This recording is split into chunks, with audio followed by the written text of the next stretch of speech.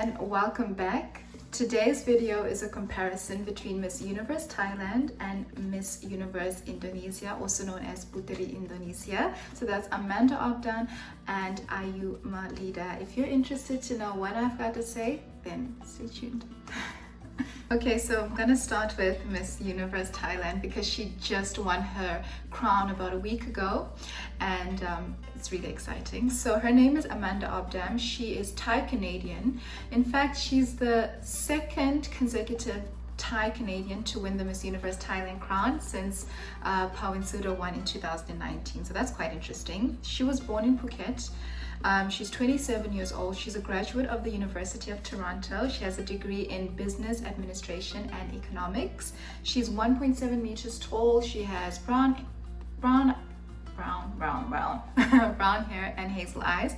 She has a very impressive CV when it comes to pageants. She's won Miss Grand Phuket 2016, Miss Grand Rising Star 2016, and this is a mouthful, Miss Tourism Metropolitan International 2016. I've never even heard of that before, but it's very impressive that she has had so many titles under her belt, especially Miss Grand Phuket. That's quite competitive, so that says a lot.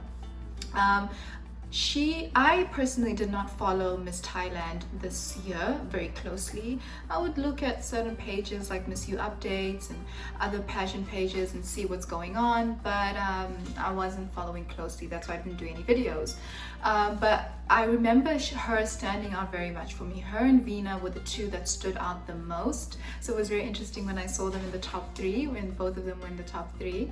And yeah, no, she's great. Her account, her social media presence is excellent. She has a great mix of pictures of herself, of things that she does, of videos where she's communicating. She does a lot of live videos, so that's all really fantastic, because as a person watching her, I really feel like I can get to know her personality and connect with her, and I think that's why so many people connected with her, and she was on the top of so many people's lists because she just grabs your attention and she knows how to keep it.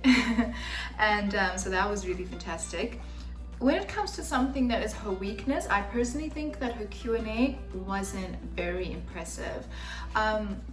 With her, I could understand her because she was speaking English instead of Thai, so I understood what she had to say, and I was left cold after her response. It was very lackluster, and I've seen a lot of other people have the same critique of her Q&A, and then that got me thinking about Thailand at Miss Universe. They've had some fantastic contestants since 2015. They've had such amazing representatives, Porntip, and then Chalita, and then Maria, and then I wasn't a big fan of 2018's representative, but then of course 2019 they had Pawin Suda was amazing. But then let's go back to 2016, which is when they cracked top 6 and they made the Q&A round. And Chalita sort of fell apart. She did not give a very good answer at all. 2017, Maria gave a very, very weak response. And that year, I remember I was watching the competition live. She was a favorite to win. You know what I mean? That's the year Demi won. And after that answer, there was just no way she could win, and she didn't make top 3. And then 2019, Pawin Suda, it wasn't that bad, but again, it was not strong enough when you were comparing her answers to the answer given by South Africa, Mexico, and Puerto Rico, who really gave heartfelt but well-constructed answers. And that's what you have to do if you want to actually win the 3rd Miss Universe title for Thailand. And Amanda said she's going for that title. There's no rest until she gets the 3rd title for Thailand. And that is so inspiring and so exciting to have someone with that go-getter attitude. But her Q&A, not with that Q&A. You're not winning any Miss Universe title with that Q&A. So obviously these queens are great at interviewing. They would not have made it that far if they didn't ace their interviews. But somehow the pressure of that Q&A, of giving a short, precise, heartfelt answer, that's not really, they haven't really excelled at that, and that's been in their way in winning the title, especially with Maria in 2017. She really was on her way to winning, but she had everything, the best runway walk when it came to the swimwear round. She was excellent every way, and it was such a disappointment when she gave that answer. So yeah, I think she really needs to improve on that, and who knows, you know, she could bring back the title for the Miss Universe title for Thailand. But what do you guys think about her Q&A? Let me know. Okay, now we're moving on to Indonesia. Ayu Molida. She has been Puteri Indonesia for a long while now. It's been some time. So us as pageant fans have really had a lot of time to get to know her and to fall in love with her. She's 23 years old. She was born in Surabaya. She's 1.79 meters tall. And she is a model, but she also is an ambassador for Indonesian People's Consultative Assembly. I don't know what that means, but it sounds very, very impressive. What was I going to say now? The reason why I'm comparing them is because they're both Southeast Asian. So, what Thailand is, yeah, Thailand is considered Southeast Asia, right? Anyway, very close together. So, these are massive paginations. Indonesia has never won Miss Universe, so they're looking for that first title, and they seem like they're getting closer and closer and closer. Ayu is great. Passarella is great. That's runway. She's great. Takes spectacular photos. Her photos are amazing. She can be anything. She's such a chameleon. She can transform into something very high fashion, something grunge, something very natural. She does it all so well. I guess that's why she's a model. She's a fantastic model. My thing with her is I don't know her personality. I don't know if you guys do. I don't know who she is. I don't know what she is, who she is, what she stands for, what she believes in.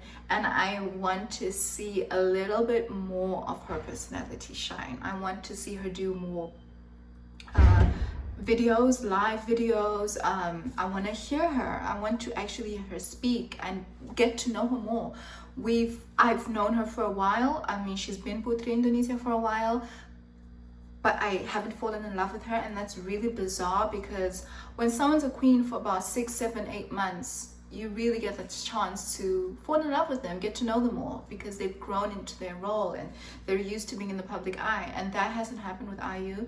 I'm still waiting for it, but maybe it is a language barrier, and maybe that's my problem, but we'll see. Maybe once we get a date for Miss Universe, then, you know, we'll have the contestants kick it into high gear when it comes to their social media and what they do. But I'd love to see that from now, because I think it's really important. And yeah, but that's just me. I don't know what you guys think. Have you connected with Ayu? Do you like her? Do you love her? And I feel whenever I see in pageant pages and people commenting on Instagram, on YouTube, there's sort of a love-hate relationship with Ayu. People either really like her or really dislike her, and then some people just don't count her at all. But it's really mixed with her. Unlike with people like with Amanda, people totally love her. I remember with Frederica Carl, Miss Puteri Indonesia 2019, people loved her off the bat, and there was more love for her than disinterest or indifference. And with her, it's so mixed. So I'm kind of interested what you guys have to say and what you guys think. She is someone exciting. I wasn't excited when I saw her, when I've said this before, but I actually really like her and I appreciate her, and I think there's a fierceness about her that is very, very endearing, and that I love in a lot of Asian queens. I think a lot of the queens in Asia or Asian queens, Philippines, Thailand, Indonesia, and India, but India a little bit less, Malaysia are included as well. They are so fierce and they are so passionate about what they do, and they are so committed, and I see that in Ayu, and that's what really made me like her initially. But I want to see more personality. So what do you guys think? Who are you rooting for? Who do you prefer, Thailand or Indonesia? For me, comparing the two, I am definitely leaning towards Thailand. Amanda has it all. She just needs to work on her Q&A, but everything else is spectacular. The way she styles herself, or she has a stylist, I don't know, but she looks great. She communicates well with people. The fact that she's fluent in English, unfortunately, it is an advantage. It shouldn't be, but it is. And we see how the Miss Universe organization, MUO, since the IMG takeover, has consistently gone with winners who are fluent in English. Pia Elise was not fluent at all, but she could communicate, you know, maybe at like a B1, B2 level. She could definitely understand questions. It was just communicating. So she was the exception. But then we had Demi, and then Catriona, and then Zozibini. So totally, it shows that being fluent is helpful. And when you look at even the top 5, most of them have been fluent, and I think it definitely is an advantage because of the press that she'll be doing and all that. They would rather have someone who can speak in English than someone who's relying on an interpreter. But what do you think? Maybe that's just my conspiracy. Please remember to like this video and leave a comment.